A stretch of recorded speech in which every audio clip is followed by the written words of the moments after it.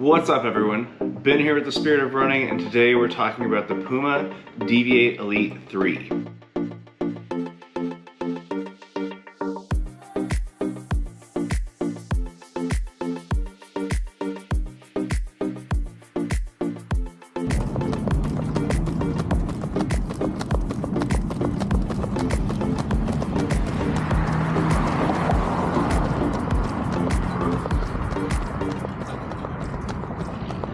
Before we get into it, go ahead and make sure you hit that subscribe button so you don't miss out on future content. I have a goal this year of hitting 3,000 subscribers, and you can help make that happen. While I normally review shoes both for their running utility as well as gym and daily living, since this shoe is designed specifically for racing, I'm going to be focused primarily on the running experience with a little bit extra. As we get into the breakdown, I want to remind everybody that I take the weight measurements from the various brands' respective websites.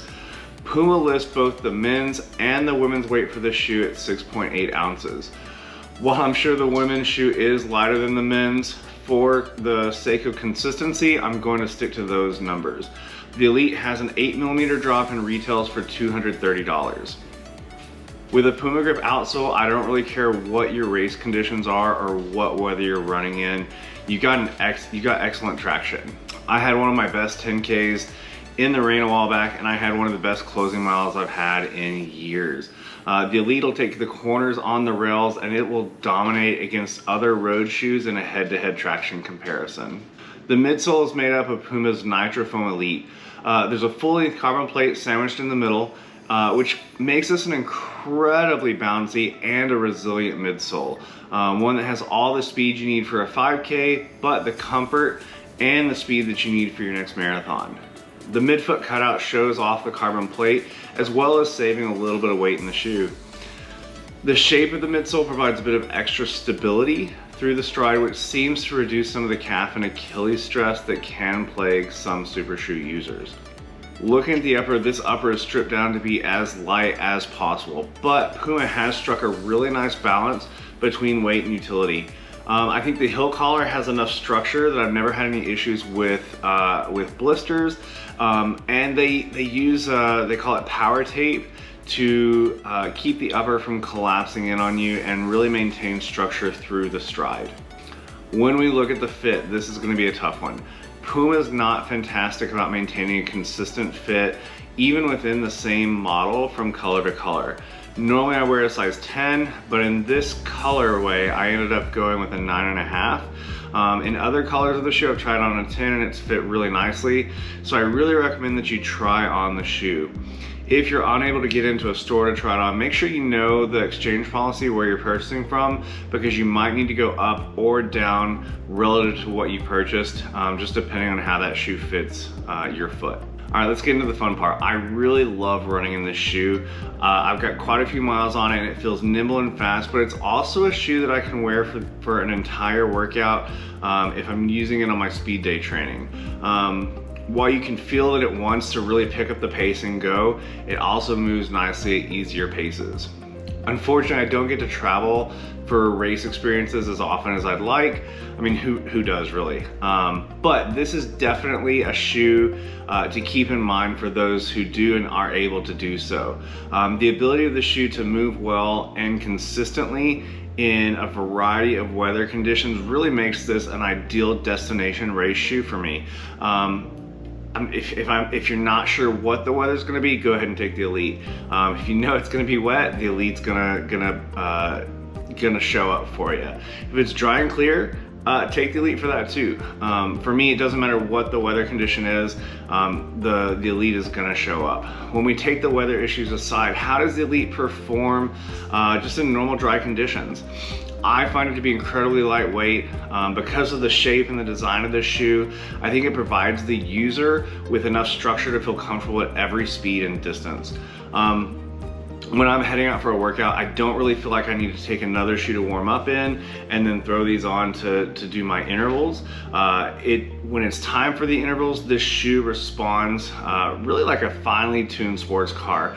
The plate foam combination just seem to be waiting to spring into action at a moment's notice for me. This isn't a trail shoe, but if you're running a flat and fast trail race, I think this could be a pretty solid option as well. Puma has recently released the new Deviate Elite Trail. I'm really hoping to get my feet into that one, but I think if you're looking to rip a fast one on a pretty well manicured trail, this could be a fantastic choice for you.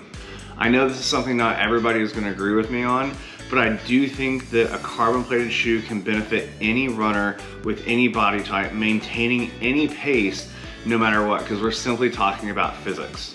No matter your body type, when you step down on that plate, it's gonna compress. And when you are coming out of your stride, it's gonna decompress and give you pop. Every runner is gonna receive different benefits from that carbon plated shoe. And this is true whether you've got two runners with the exact same weight, the exact same height, their stride is gonna be slightly different and they're gonna receive different benefits from that shoe in a racing experience. Why do I say this? I think one of the biggest benefits to a plated shoe is that you can push harder in your speed days and you can recover faster as well. With the benefit of that plate, maybe you can grab an extra rep or two because the plate gives you that push and propulsion, but the extra cushion in the shoe that the plate allows us to have allows you to recover faster than the old racing flats. So what I think is that it's amazing how much benefit one or two extra reps each session can build fitness and build up over the course of a single training cycle. While I do love this shoe, I don't think that this should be your only running shoe. Plated shoes in general are a lot of fun. They're fast and you feel fast when you're wearing them. But this is also a reminder that they should be a tool in the toolbox, not the whole box. Normally I wouldn't review a racing shoe for the gym, but with the advent of Hyrox and Hyrox Racing, I am gonna add that I think this is a fantastic option for Hyrox. We see a lot about the lifting side of Hyrox because it looks cool, it makes a great image, but a majority of Hyrox is running, especially if we're talking about the competitions. From that perspective, any running shoe really is a great choice for Hyrox. So what makes this one different? What makes this shoe unique within the Hyrox realm? Yes, Hyrox is the majority of running, but that Puma grip and that pop that you get from the Elite, I think places the Elite in a unique place in the lineup, because with that outsole we have plenty of grip for the sled push. We're not going to slide, our feet are not going to slide out from under us for the sled pulls. You know, we're going to have the grip that we're looking for, and we're going to have the fit that we're looking for, you know, moving through some of those other exercises outside of the run. When I competed in my Hyrox, I used the Deviate Nitro 3 because I was a little concerned about my own stability in the lunges and in the burpee broad jumps. And that was kind of a personal decision. I think looking back, I should have done a little more training, and then the Elite would have been a really fantastic option for me to use as well. Because I think that any lack of stability that I would have had with a little more training for the lunges would have more than made up for just in that extra pop, especially as you're getting tired through the run in that competition. I think that, you know, for training, the Deviate Nitro 3 is a really great choice, but when we're heading into that race arena, I think the Elite is far and away one of the best choices for Hyrox on the market. All right, if you like this video, if you like the content that I'm providing, this is just one final reminder to hit that subscribe button. It makes sure that you don't miss out on future content, but it also helps other people on YouTube find this channel. Like I said, I have a goal to hit 3,000 subscribers before the end of the year, so please help me make that happen. In the meantime, stay safe, keep moving forward, and we'll see you out there.